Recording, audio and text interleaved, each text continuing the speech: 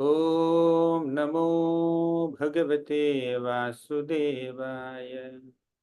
ओम नमो भगवते वासुदेवाय। ओम नमो भगवते वासुदेवाय। ओम अज्ञानतिमिरान्धस्य ज्ञानाञ्जनशलाकया चक्षुरुन्मिलितं येन तस्मै श्रीगुरवे नमः। नमो विष्णुपादाय कृष्णप्रेष्ठाय भूतले श्रीमते भक्तिवेदांत स्वामिन् इति नामिने। नमस्ते सारस्वती देवी गौरवाणी प्रचारिणि निर्विशेष शून्यवादी पाश्चात्य देशतारिणि।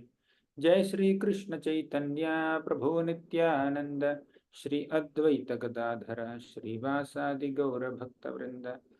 हरे कृष्ण कृष्ण कृष्ण हरे हरे, हरे Ram Ram Ram Hare Hare. Hare Krishna. I welcome all the children for today's Gita Wisdom Tales session. Last four sessions we discussed four shlokas from Bhagavad Gita and eight stories from different scriptures. Today we'll take up another shloka from Bhagavad Gita that Krishna spoke. And in this shloka, we will find Krishna emphasizing on developing so many good qualities. Let's see what are the good qualities.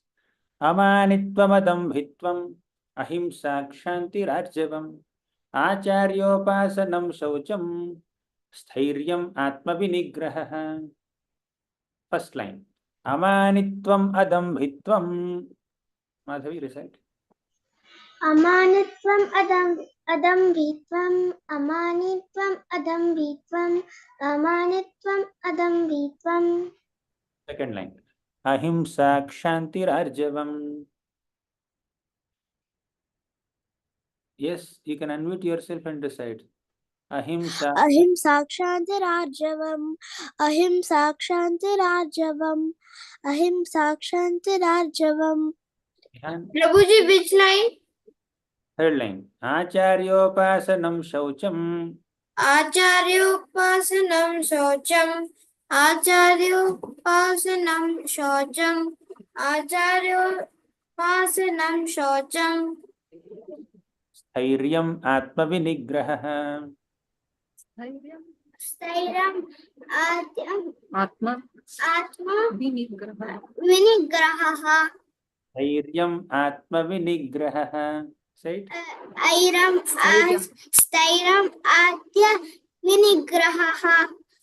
Stairam atma vinigraha. Stairam atma vinigraha. Thank you. We have two lines at a time. Amanitvamadambhitvam ahimsa kshantirarjavam. Amanitvam adarbhitvam ahimsa kshantir arjavam. Again. Amanitvam adambhitvam ahimsa kshantir ajarvam. Amanitvam adambhitvam ahimsa kshantir arjavam. Hare Krishna Prabhuji. Amanitvam adambhitvam ahimsa shantirarjavam. Amanitvam adambhitvam ahimsa shantirarjavam. Thank you, Hare Krishna. Second half. Acharyopasanam shaucham स्थैर्यम आत्मविनिग्रहः. Yes, Lekhana. Acharyopasanam shaucham स्थैर्यम आत्मविनिग्रहः. Acharyopasanam shaucham stairyam atma vinigraha. Acharyopasanam shaucham stairyam atma vinigraha. Acharyopasanam shaucham stairyam atma vinigraha. Hare Krishna. Full shloka. Yes, recite. Amanityam adambhityam ashi Ahimsa kshantirarjavam. ahimsa shakti arjavam. Acharyopasanam shaucham Acharyam pasanam saucham स्थैर्यम आत्मविनिग्रहः. stairam atma vinigraha. Next. Vrinda, receive. अदम्भित्वम् अहिंसा क्षान्तिरर्जवम् आचार्योपसनं शौचं स्थैर्यम् आत्मविनिग्रहः Siddhant, recite. Amanittvamadambhitvam अमानित्वम् अधम्भित्वम् himsa kshantirarjavam अहिंसा क्षात्रार्जितम् acharyopasanam shaucham आचार्योपासनं शौचं hiryam atmavinigrahah. स्थैर्यम् आत्मविनिग्रहः Okay, Radhe last, Radhe Hare Krishna. Last recitation, Gyan, recite. Amanitvamadambhitvam. You're there? Okay, Vrinda and Hasini recite. Amanitvamadambhitvam अमानित्वमदम्भित्वम् ahimsa kshantirarjavam अहिंसा क्षान्तिरार्जवम् acharyopasanam shaucham आचार्योपासनं चौषम् धैर्यम् atmavinigrahah. स्थैर्यम् आत्मविनिग्रहः One Hare last. Krishna, Hare Krishna Prabhuji, Dandavat Pranam. Amanitvam adambhitvam ahimsa shantirarjavam acharyopasanam saucham stairyam atmavinigrahah. Krishna explains the importance of developing several qualities in this one shloka. Let's see one by one. First is amanitvam. Amanitvam means being humble, not being proud. Humility. Today we are going to elaborate on this first quality. But let's know the meanings of all the other qualities. Adambhitvam means pridelessness. Dambha means pride. So we should not be proud. That is the second quality. In fact, the first and second quality are similar to each other. Being humble means not being proud. Pridelessness is humility only. So they are connected. Ahimsa means non-violence. Yesterday we discussed about it. Kshanti means tolerance. So why should we tolerate? Can you please tell me what do you mean by tolerance? Can anyone describe the quality of tolerance? Rhea, say that. Tolerance means that somebody is doing something, you don't react on it, you don't like show yourself to them, you like be you be quiet on your own and you don't react and you tolerate it. Yes, very good. That's tolerance. So fourth quality is tolerance. Arjavam means simplicity. What do you mean by simplicity? Can anyone say? What does it mean to be simple? Yes, Ashrit. Ashrit, you can define simplicity. We can't hear you. You can unmute yourself first. Hare Krishna Prabhuji. Prabhuji, simplicity is when you are happy with what you have. Like you don't wear like fancy clothes, you don't have excessive jewelry, and simplicity is being happy with nature and all nature things. Okay, very nice. Any other definitions of simplicity? Anyone would like to describe? Shaurya, please. Prabhuji, simplicity means like kind of like living a simple life, not having too much, facilities, like not having a beautiful bed, like golden, like normally not life like a billionaire or billionaire. Living a simple life means like a brahman or living in a small house, a hut, or like not spending more money and like staying simple, not being too much greedy for money and having. Okay, good. Okay, one last definition of simplicity. Yes, Hare Venkat. Krishna Prabhuji. Simplicity means an idea or it is an allowing to access or permit anything which dislikes or disallows. I didn't understand. Can you say that again? What do you mean by simplicity? It is ability to accept, Prabhuji. Ability to accept things. Okay, Who fine. dislikes or disallow for one thing. Okay, fine. So, different kids have given different explanations on this quality of simplicity. You are correct. Definitely, simplicity means not wearing very expensive clothes, using expensive cars or facilities or homes, etc., etc. As you said, living in a hut also, or Shaurya said. Does it mean people who have great riches, great influence, can they not become devotees? Uh, Basically, simplicity is not just simplicity of lifestyle, simplicity is also simplicity of heart, being simple at heart, simple hearted devotees. And again, simplicity does not mean stupidity. Got it? Simplicity does not mean stupidity or foolishness. Simplicity means not being duplicitous, not being hypocritic, not being diplomatic, not being so cunning and extra smart, but being straightforward, being truthful, being honest, being true to yourself, and you are what you are within and what you are exhibiting outside are same. So there is a harmony between your emotions and expressions and actions. So that is simplicity. Simplicity is not being so crooked. Of course, simplicity also refers to simplicity of lifestyle. One may not be so extravagant, very lavish in spending money or in taking facilities. But sometimes, depending on a person's stature or position or where this person stands in the hierarchy, someone may have to take some facilities. For example, Bhagavatam is filled with so many wonderful kings, emperors like Parikshit Maharaj, Dhruva Maharaj, Prithu Maharaj, Yudhishthir Maharaj, all these great kings. They are simple at heart, definitely, but they're also wearing a dazzling golden crown. They're wearing silk cloths, they're wearing very expensive ornaments, they're sitting on thrones, they have so many servants and servant maids and soldiers and ministers, but they're simple at heart. So sometimes, depending on your position, you may have access to certain facilities. That's fine. You may not be attached with them, but you may have to use them just because of the kind of responsibility that you are taking up.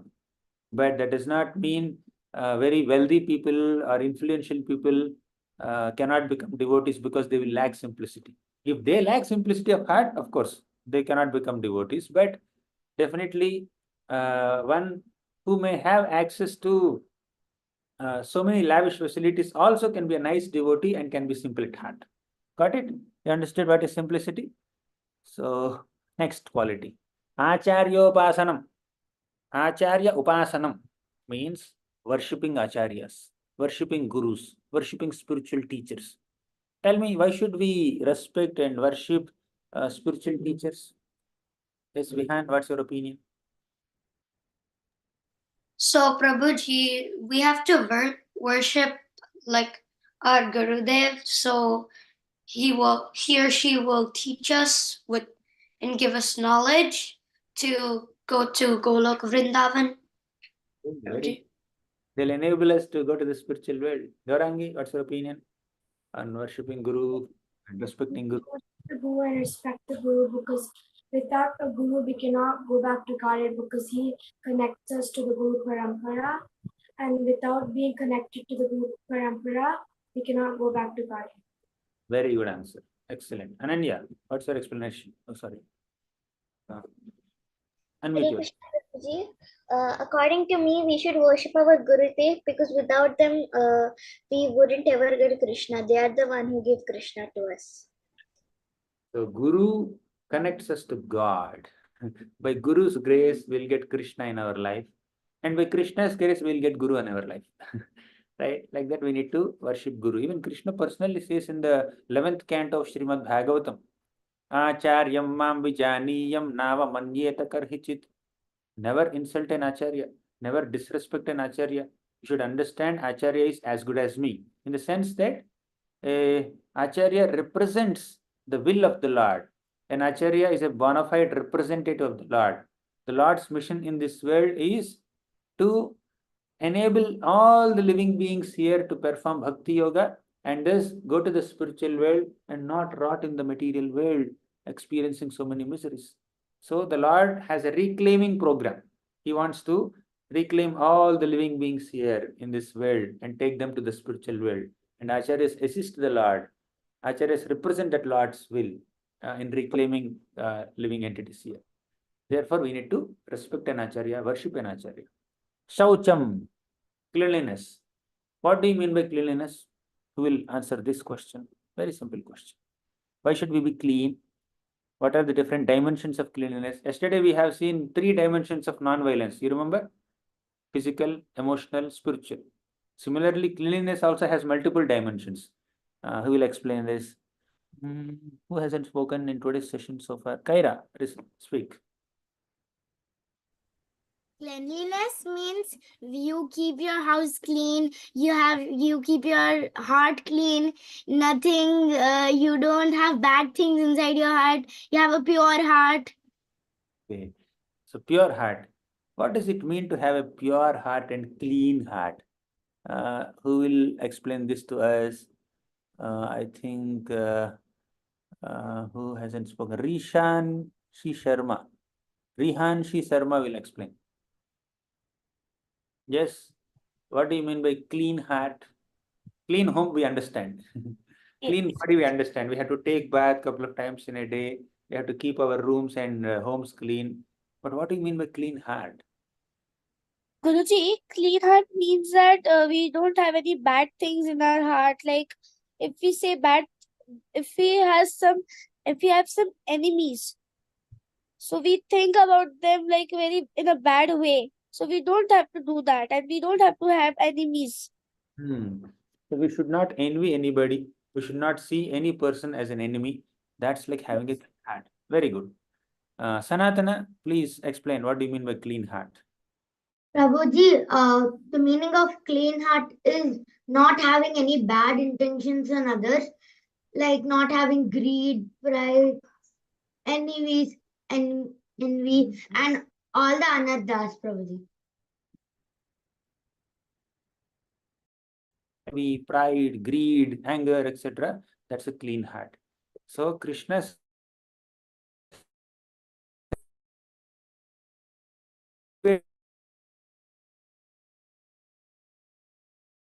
things clean, keep your body clean, keep your home clean. What do you mean by steadiness?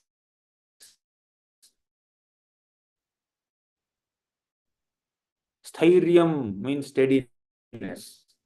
Can anyone not steady? Steadiness. Who will say? Siddhant. Yes, Siddhant, please, you can unmute yourself. Dandavat Or pranam. Arjun, you can speak. Dandavat Yes, pranam, Prabhu. Prabhuji. I think steadiness means that we should be study, as in we should be knowing that we should do the bhakti of Krishna, and we should know that our thoughts shouldn't waver. We should, if we are being a devotee to Krishna, we should be uh, We we should should not be serve them distracted by in so many. any way. We should serve Okay, them. good. We should serve them in the way we can. Okay, fine. Yes, Vaishnavi, you have more explanation on steadiness. Prabhuji, maybe it should be like active and to be tolerant, is it? Okay. Okay, let's hear from Shubhangi. Thank you, Vaishnavi.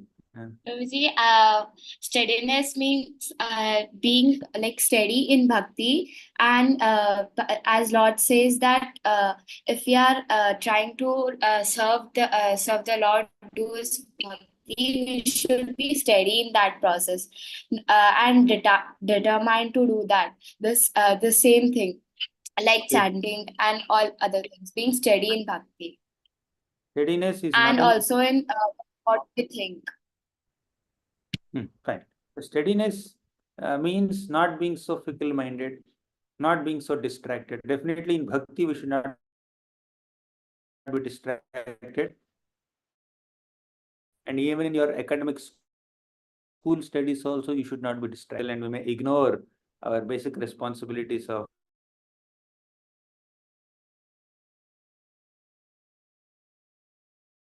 need to be basically steady in whatever we are doing, then only we'll attain our goals and become successful in our lives, whether it is material life or spiritual life. Okay. So that's about steadiness. So last point, Atma Vinigraha means self-control.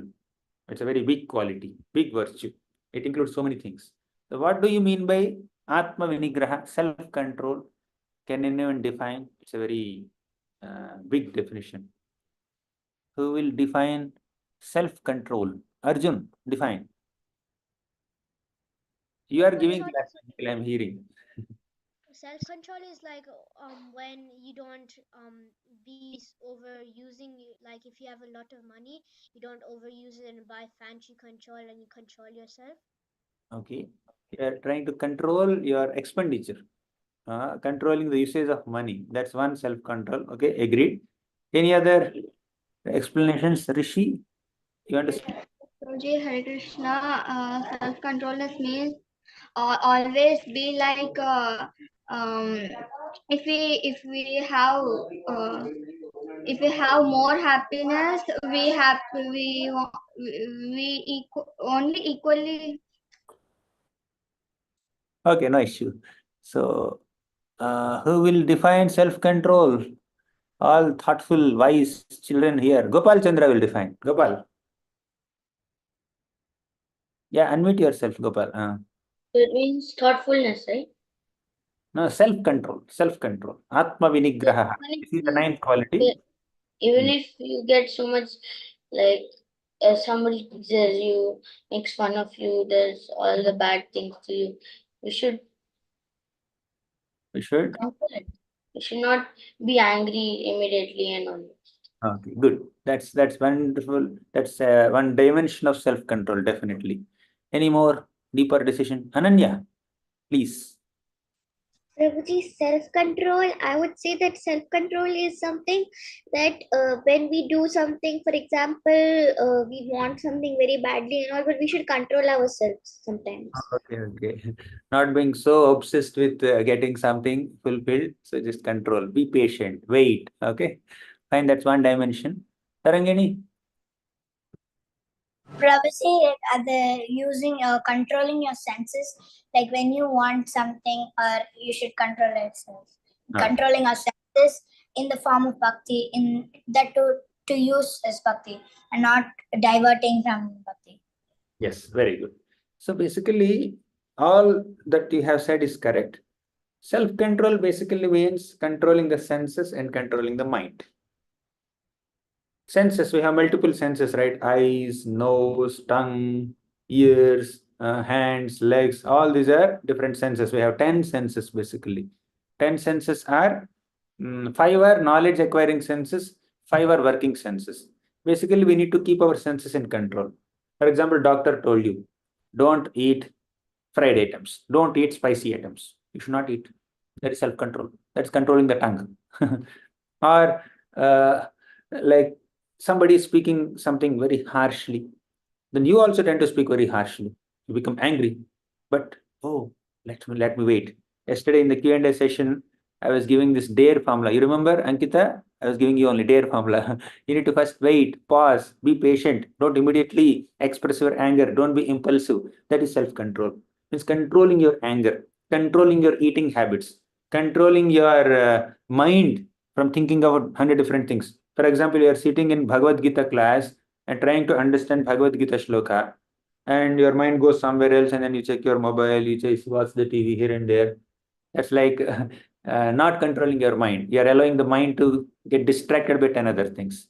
So, controlling your mind and controlling your senses together is self control. Clear? Atma Vinigraha. So, these are the 9 qualities that Krishna spoke in this one shloka. But in today's class, let's focus on the first quality called humility. Now, what do you mean by humility? Before I elaborate on this quality, what do you mean by humility? You have already given very beautiful definitions of many other qualities in this shloka, but we have not defined humility yet. I did not purposely define humility in the beginning of the class because we are going to discuss elaborately on humility for the rest of the class. Tell me, who will define humility? Hmm,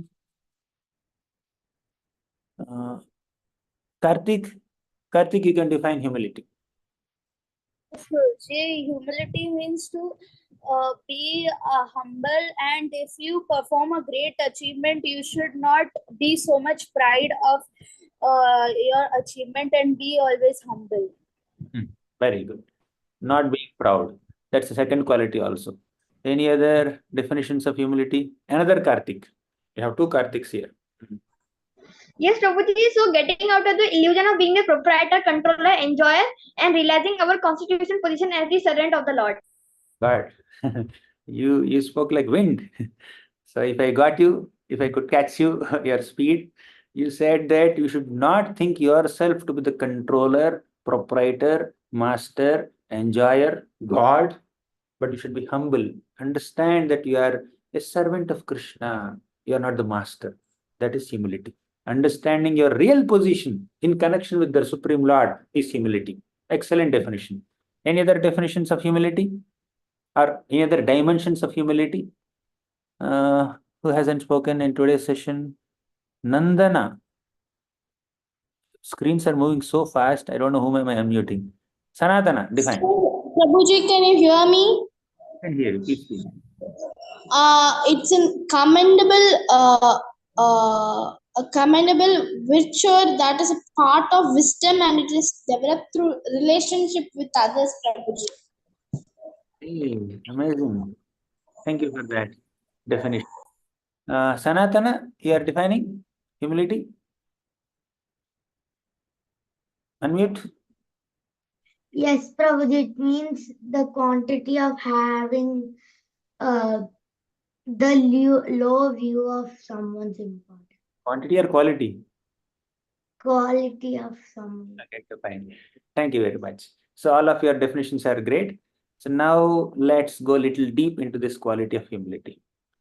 Humility, Prabhupada writes in his purport, is one should not have the satisfaction of being honored by others. Amanitvam means this is one dimension of humility. Here specifically, Krishna said amanitvam.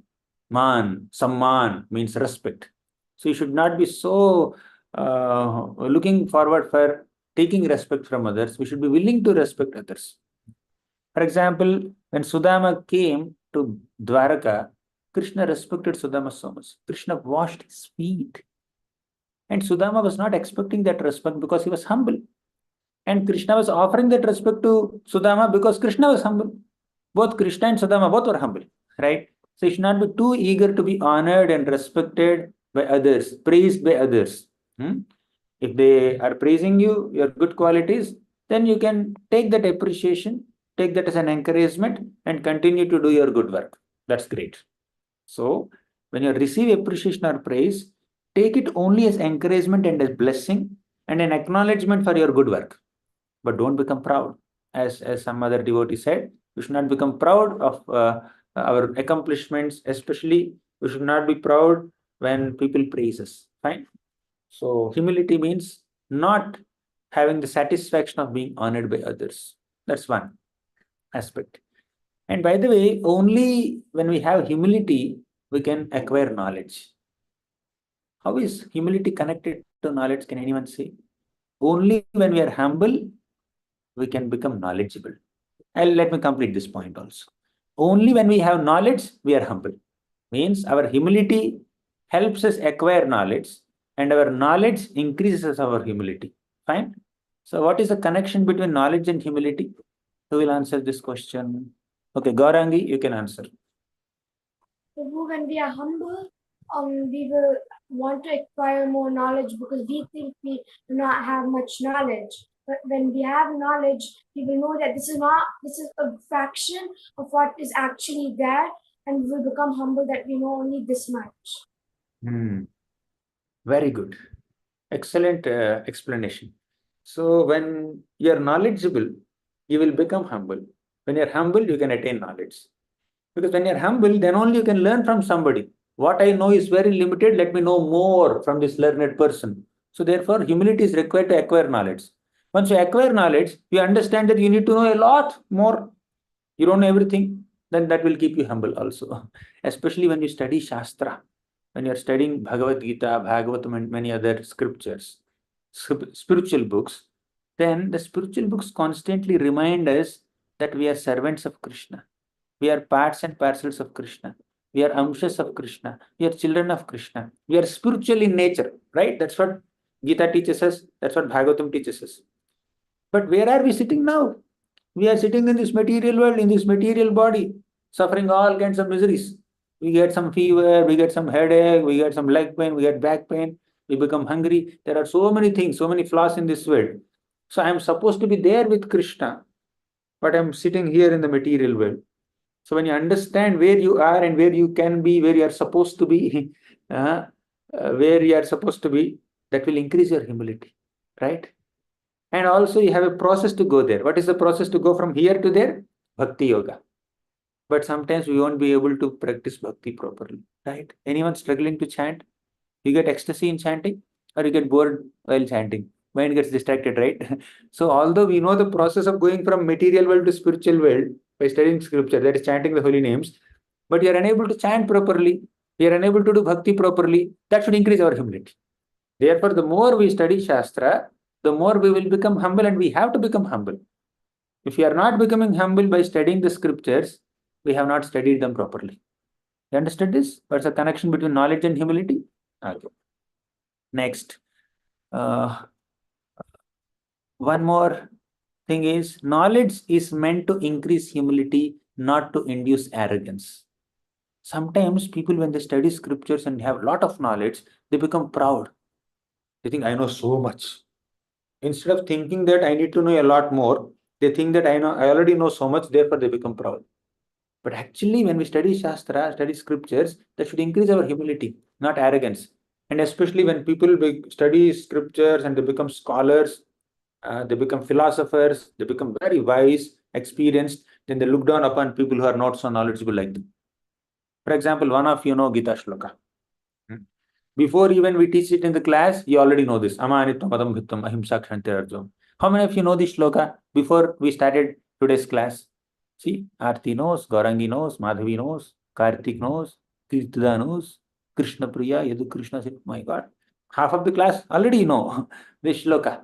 Still, we are very humble, therefore we are sitting in the class and participating in the discussion on the same shloka. You are very humble. But we should not look down upon people who don't know the shloka. Some of you don't know the shloka.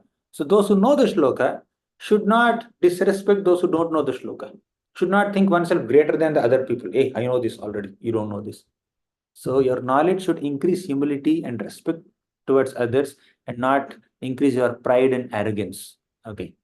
So, and people of great knowledge accept that they are small, but people of small knowledge think that they are great. You know this? You understood this? People of small knowledge think that they are great, but people of great knowledge think that they are small because they are humble, right? So, and by the way, humility is not self pity, inferiority complex, or weakness of heart, or lack of self respect, or frustration. That is not humility. When our ego is frustrated, oh, he made me humble. No, that's like a frustrated false ego. But humility is false ego rejected, not false ego frustrated. You understand this? I think some of you little grown up kids can understand. You understand what is false ego? If you don't understand what is false ego, you're very, very good. Uh, so there's something called false ego. So uh, if your false ego or sense of identity is not acknowledged, sometimes we become very angry, fine, and or we may become disappointed, and we may think that that disappointment is humility. No, humility is not false ego frustrated. Humility is to give up that sense of false identity, give up that false ego completely. So there are many more dimensions of humility. I think we should also discuss some stories, right? I think I'll stop my discussion about humility here. Let me share some stories. Once there was a great devotee of the Lord Vishnu. His name is Parashara Bhatt. He would stay in Srirangam. One day, one of his disciples asked Parashara Bhatt, my dear teacher, I have one small question. Can you please tell me what are the symptoms of a devotee? What are the symptoms of a true lover of God? But Parashar Bhatt did not answer the question.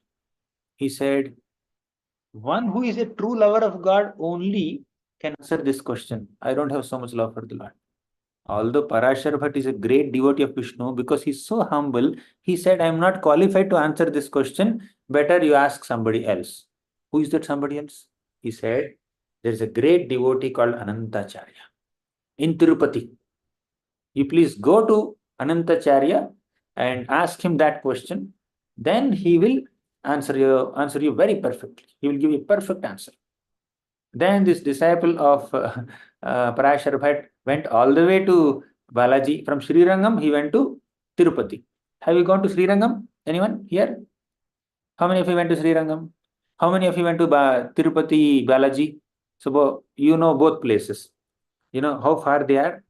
Balaji is in Andhra Pradesh and Ranganath is in Tamil Nadu. Two states. He has to walk from this state to that state. Did you ever walk?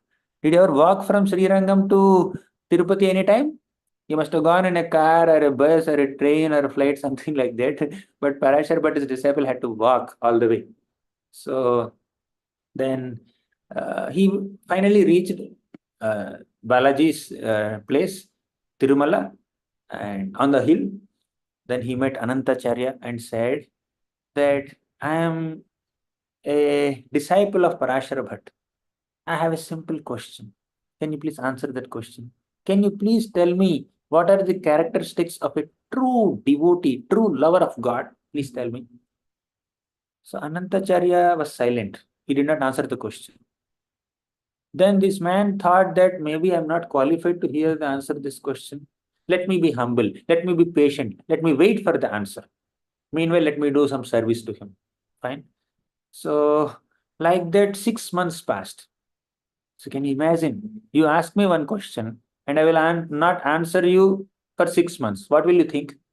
What will you think? Who will answer this question? Simple question. Sri Harsha, if you ask me a question, if I don't answer your question, what will you think? I will go and ask another person, Prabhuji. You will go and ask another person. Or you may think that I don't know the answer. You may think that I did not hear the question, or you may think that I am sleeping, whatever. You have multiple options to do. But this man did not think any of that. He patiently waited because his Guru Parashar Bhatt told him that you should go and ask this question to Anantacharya and learn from him. Because my Guru told me to learn from this person, let me humbly wait till he gives me an answer. But while waiting, 6 months passed. During the 6 months, he is doing so many services in Tirumala. One day there was a great festival in Tirupati. So many people came. So many devotees came, and Anantacharya was very enthusiastically organizing a feast for all these devotees who came there. He was distributing prasadam. Then uh, uh, this disciple also sat to eat prasadam. This man who came to ask the question, he also sat to eat prasadam. Then Anantacharya said, "Hey, you're sitting now. I think you better serve the devotees." In those days, serving prasadam is carrying a bucket in the hand and then going to every single devotee who is sitting in the line and serving. That's like one type of serving. But another type of serving is you put all the items on a table and you stand at one place. Those who have to eat, they have to come to you and take the prasadam. But those who are serving, they will go to the people who are eating and then they will serve prasadam. Two styles. Whichever is practical, we'll adopt.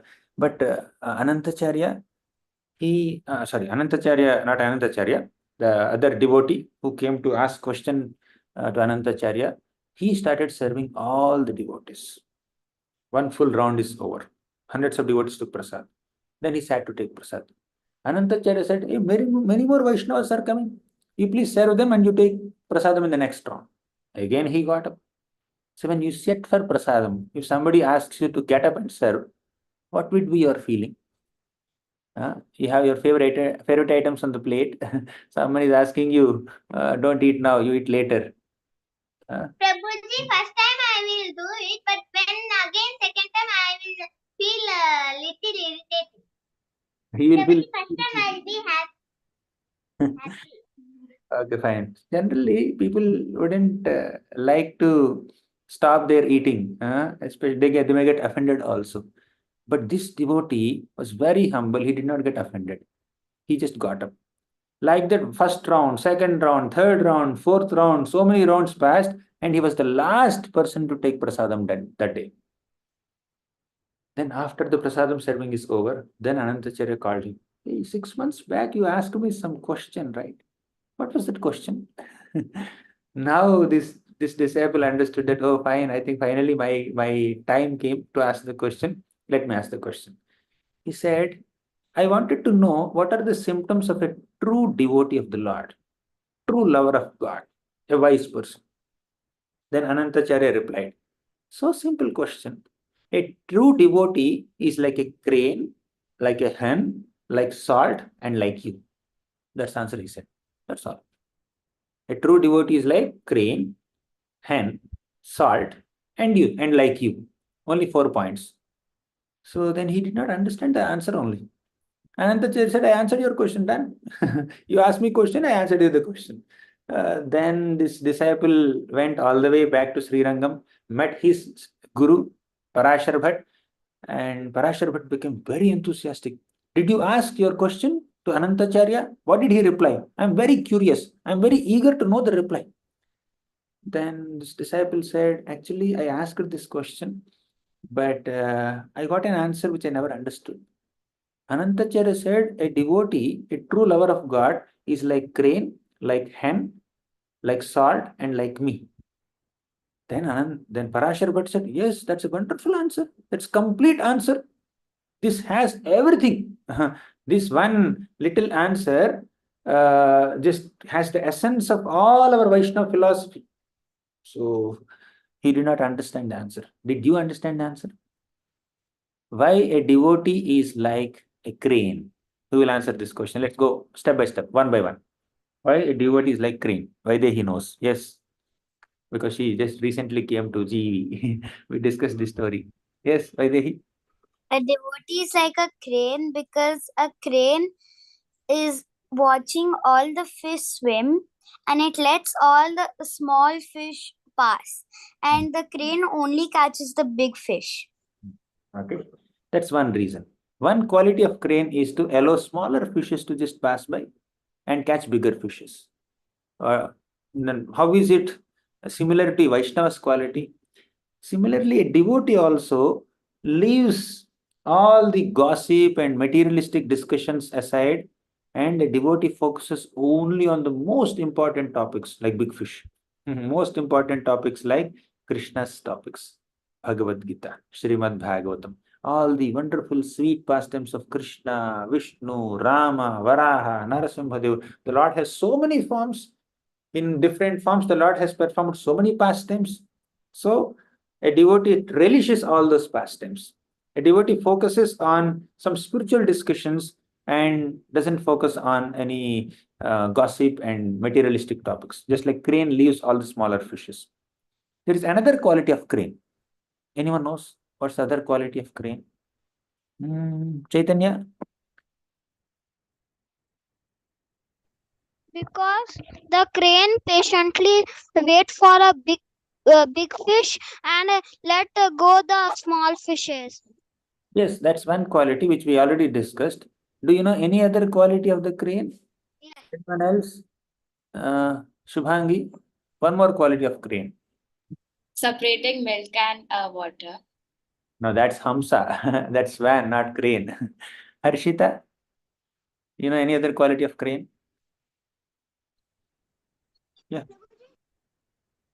Yes, speak. Hmm? Okay, Kaira, we can't hear you, Harshita. Quality of a crane is that it can only live, it has to choose the fishes properly because it depends on the weight which it can carry. Okay, fine. So many qualities. So let me only share. Krishna Priya, you can share more qualities of crane. Prabhuji, Hmm. a crane is white, which depicts a clean heart, Very which good. is the place for Lord Krishna to live. Yes, that's another quality of crane. Crane is white, right? Also, And crane also shows austerity. standing on one leg, good quality.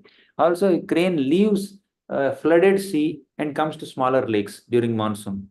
Similarly, when the material world is flooded with so many materialistic people, devotee also leaves that materialistic association, comes to devotee association. Right? What about hen? Pradyumna, you can speak. Why a Vaishnava is like hen? Why a Vaishnava is compared with a hen? Jahnavi, you can speak. Prabhuji, a Vaishnava is compared with a hen because among all the dust, it picks the food, which is the grain. A hen may just go here and there searching for food, There may be some garbage lying there near the dustbin, but hen is very careful to just separate food and small grains and feed her little chicks, and feed them. Similarly, Vaishnav also is an essence seeker. Essence seeker means, although there is a lot of garbage around, a hen will go and pick up the essence, that is a grain.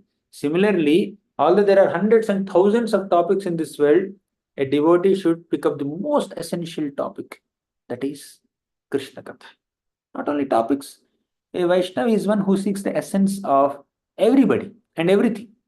Like there are so many people, they may have so many bad qualities, but they have some good qualities, right? So devotee focuses on the good qualities of people and not the bad qualities.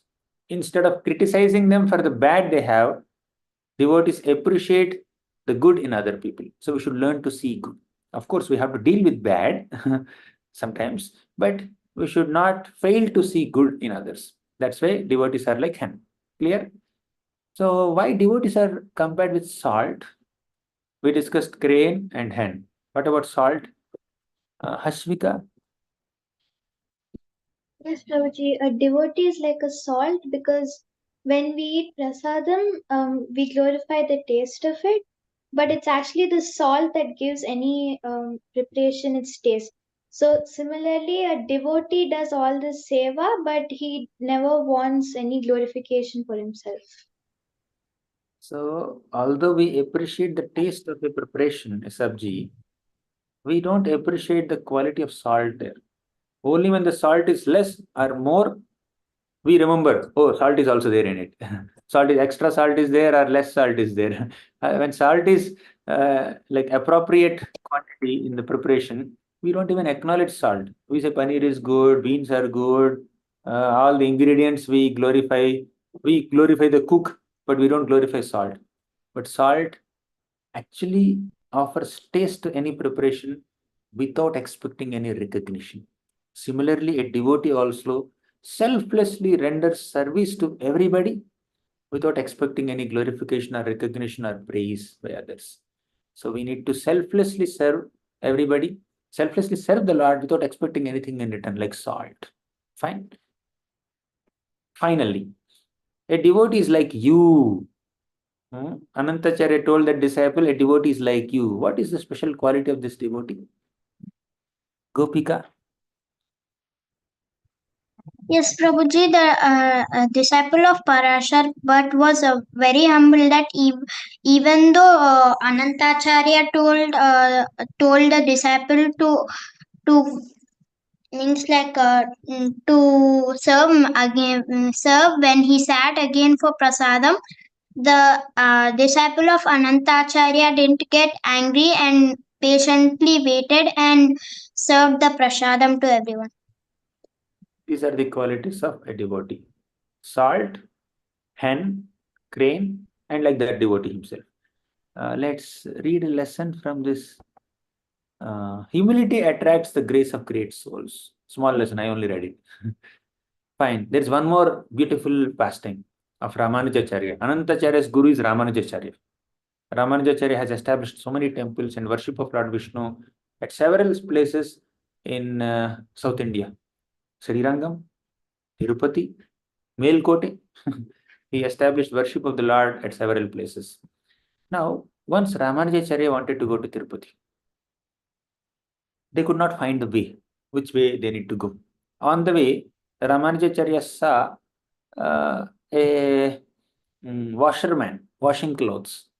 Ramanujacharya asked the washerman, can you please show us the way to Tirumala Hill?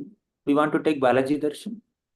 Then that washerman said, you go this way, you take the left and take the right, and he showed the path. Then all of them moved ahead. Then after walking a few steps, all the disciples of Ramanujacharya found that their guru is not there. Ramanujacharya was not there with them. They said, where did our guru go? They looked back.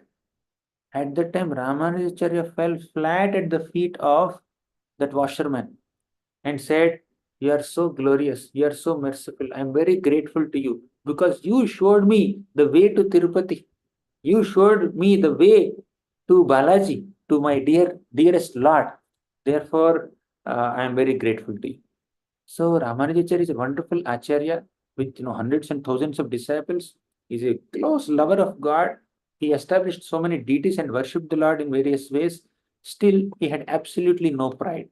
He's extremely humble. He fell flat at the feet of a washerman also because he showed us the way to Lord. So we need to understand that we should not be proud. We should not be proud of our accomplishments. We should respect everybody. We should be humble and respect everyone for whatever favor they have done. And especially if someone has brought us closer to the Lord, if someone directly or indirectly, consciously or unconsciously contributed for our spiritual life, then we should be grateful to them. Mother Earth can tolerate any kind of burden, but she cannot tolerate the heaviness, the burden of an ungrateful person. Right? An ungrateful person is like a burden for Mother Earth. Therefore, you should always be grateful to everyone, to parents, to teachers, to friends, to anybody who helps us in bhakti, especially. Right? Even otherwise, if you are writing exam and somehow the ink in your pen is finished, you don't have a spare pen. Then your friend offers you, please take this pen and complete your exam. Will you be grateful to that person or not? Okay. Sometimes we receive very small favors. Sometimes we receive big favors. Somebody taught you how to chant the holy names of Krishna. Somebody taught you Shastra. Somebody told you how to worship the Lord. Somebody told you how to dress the deities of the Lord, how to make garlands for the Lord. So some people assist us and help us in our bhakti. Some people help us in our studies and our regular life. So we need to be grateful to everybody, right? And we need to be humble also. Although we are more accomplished than them, still they are great in some way and they will help us.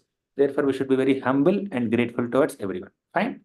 Thank you very much. Srimad Bhagavad Gita ki jai, Srila Prabhupada ki jai. Any questions, comments? And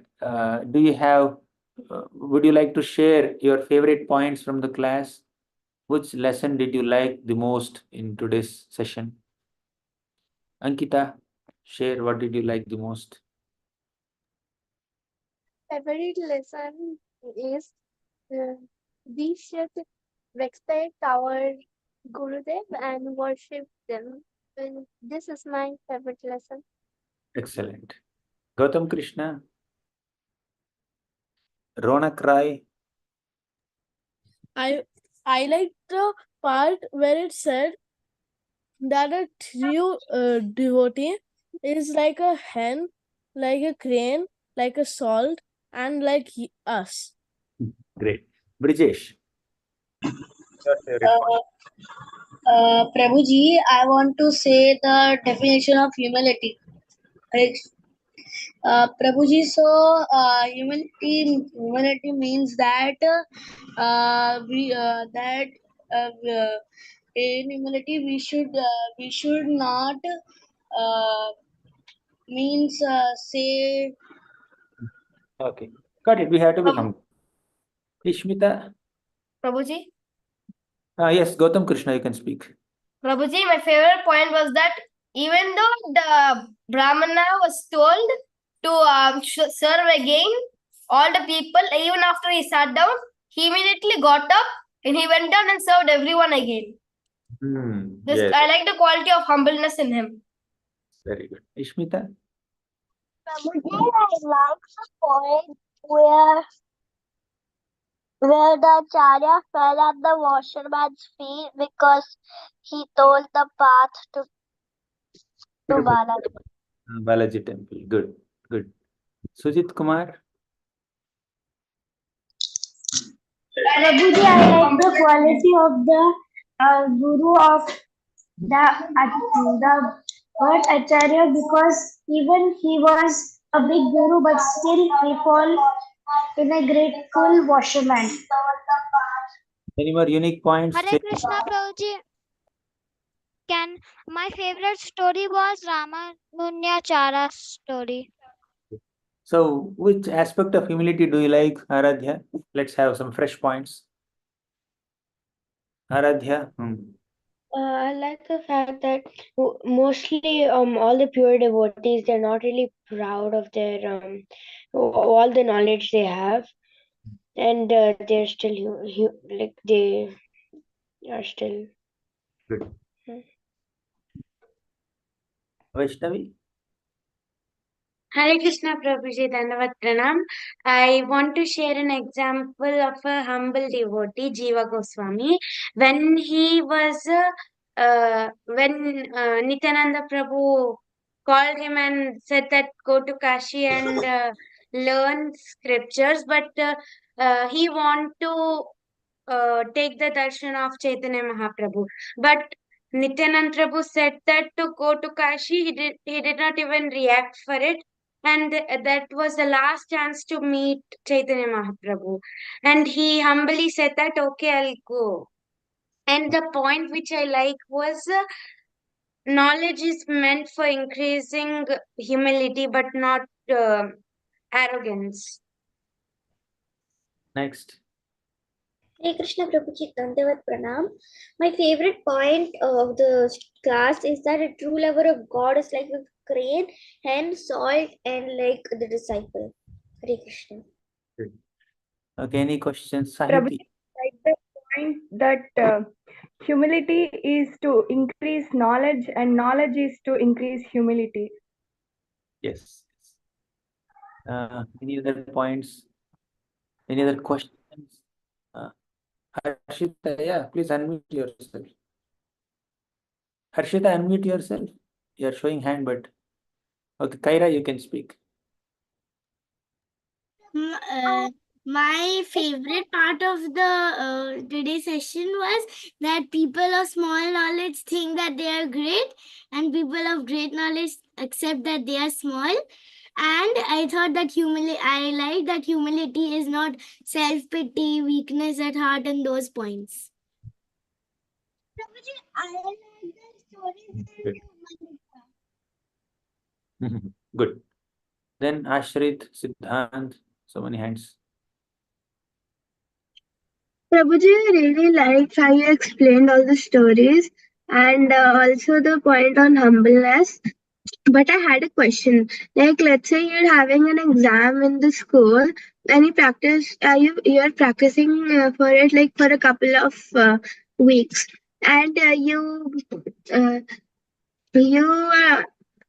and then you get full marks. How are you not supposed to be proud of that?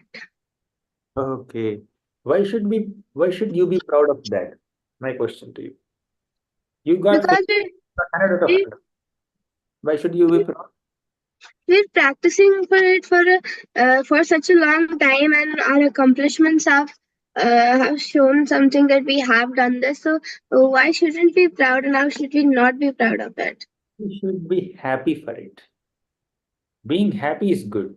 Being proud is bad. Pride is a negative quality. Because you endeavored so much, as you said, you practiced so much, and then you got full marks. You can be happy, you can rejoice, you can celebrate, you can throw a party. All that is fine. But pride is a negative quality. Inherently, it includes looking down upon others, right? You can be happy that you got good score, but you can't look down upon people who don't have good scores, who did not get good scores, right? So if you are looking down upon people, then it becomes pride.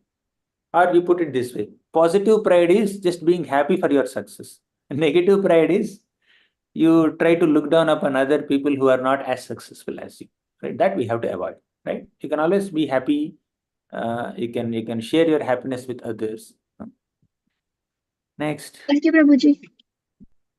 My favorite point was the quality of salt that it never, even though is like one of the main main ingredients in dish, it will take the humble ghost and it won't like be visible when it's like properly made. Yes, yes. Devanath. Hare Krishna, Prabhuji. Prabhuji, what is the meaning of surrender to God? Oh, surrender. Surrender means you prioritize Krishna's pleasure, God's pleasure before your pleasure. Means you use your body, your mind, your words, your intelligence, your entire existence for the service of the Lord. You act in accordance with the will of the Lord.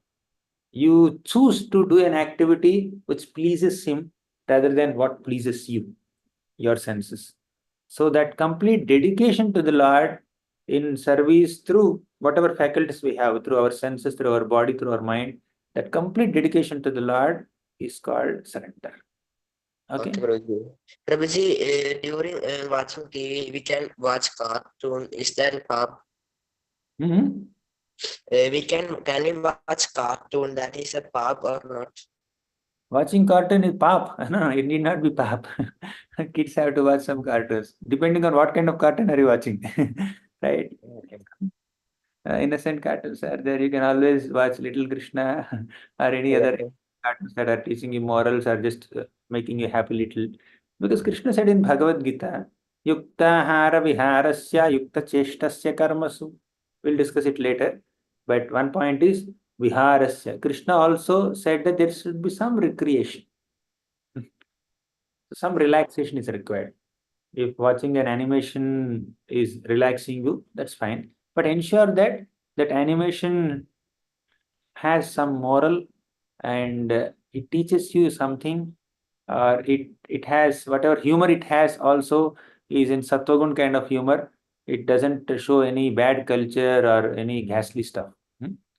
So ensure that innocent and not polluting the consciousness, right? Okay. Thank you, Prabhuji. Hare Krishna. Then who else? Who hasn't spoken? Yes, Rhea. Any other question? Rhea, then Siddhant. Siddhant, unmute yourself. Yes, Prabhuji. Prabhuji, I just Yeah, Prabhuji. One of Prabhuji, you. I had two. Can I ask? Ask. Ask. Should I speak? You speak, Siddhant. Prabhuji, I want to ask that. I wanted to ask that you was. I have seen the recorded versions of Bhagavad Gita, the Bhagavad Gita sessions which you had made. I wanted to ask, when is this happening again? I want to take part in it. Which one? Gita Wisdom Tales. Not Gita Wisdom Tales, the Bhagavad Gita ones. Oh, Bhagavad Gita, I already took multiple times. Several times I took. Two versions are there on the portal and on YouTube, but I'm not sure when I will be taking again. I have to complete Bhagavatam course. At least next 1 year, I will not start that. Okay, thank you. And I had my second doubt that how to control ourselves from not becoming proud. So I don't want to become proud. So how should we not become proud as a devotee? Great desire you have. You don't want to become proud. If you don't want to become proud, you should chant the names of Krishna. They think they are the enjoyers, they are masters, they are controllers, they are very proud of their positions.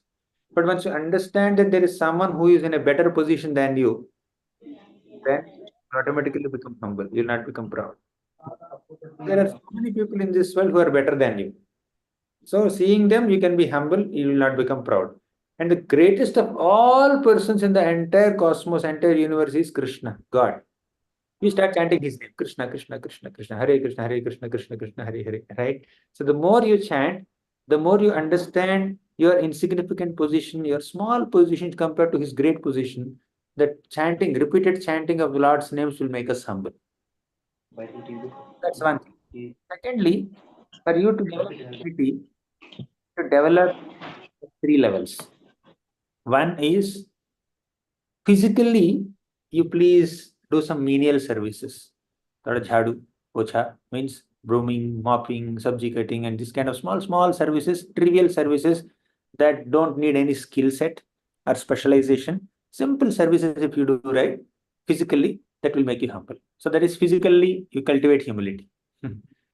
Then mentally, internally, you cultivate humility by thinking of others' good qualities, others' greatness. So they are greater than me. That thought will make you humble. Fine. So, and intellectually also you can become humble. As I said in the class, you should study Bhagavad Gita and Bhagavatam, this kind of scriptures that will remind us of what our position is. and what we are supposed to think and what we are thinking now. So intellectually, mentally, physically, you can cultivate humility. Okay, Siddhant, thanks for asking such Thank a. you. Then Rishi, Manu. As Prabhuji Hare Krishna, I want to tell the quality of crane. Yeah, please. If we give milk to crane mixed with water, in it, the crane only absorbs milk and it leaves water. That's And the what. Vaishnavas also take. No, what you are speaking is the quality of swan. Hamsa. Yes. Crane is different from swan. Right? Thank you. Next question. Prabhuji, how can I surrender to Krishna? How can you surrender to Krishna? Very good. Krishna said, Sarva dharman parityajya mam ekam saranam raja. You surrender into me only. So our surrender to Krishna is expressed by chanting his names, by worshipping him, by offering bhoga to him. Means food items, whatever you cook, you offer to him and eat as prasadam. By studying his literatures, you study the books about Krishna, like Bhagavad Gita, Srimad Bhagavatam, and all. So all these are different ways of surrender. So you want 9 processes are there. Shravanam, Kirtanam, Vishnoha Smaranam, Padasevanam, Archanam, Vandanam, Dasyam, Sakhyam, Atmanivedanam. All these are aspects of our bhakti unto Krishna, surrender unto Krishna. By hearing about him, by chanting his names, by remembering him, by serving him, we are expressing our surrender to the Lord. Okay, clear? Ankita? Hare Krishna. Rhea?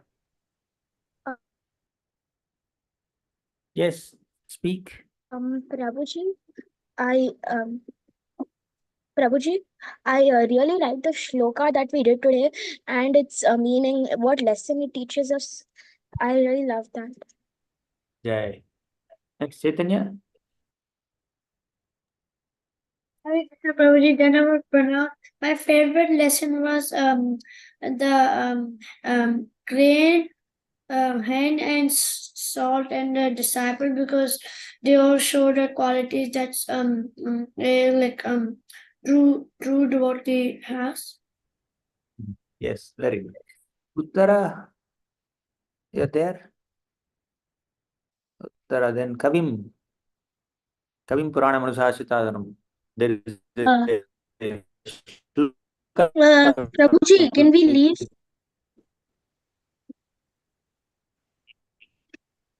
Hare Krishna, Prabhu.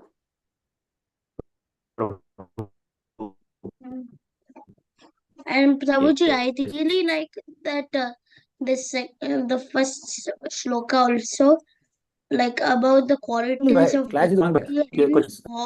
the hen, Speak. then swan, and the salt, and also devotee. Because especially I like the quality about the hen, because although there is so much dirt and dust, it is working very hard to get the food. Then Uttara, you're speaking? Or you only spoke now? Prabhu, I like the lesson of humility, Prabhu. In the humility attracts the grace of great souls, Prabhu. Then my last question for today.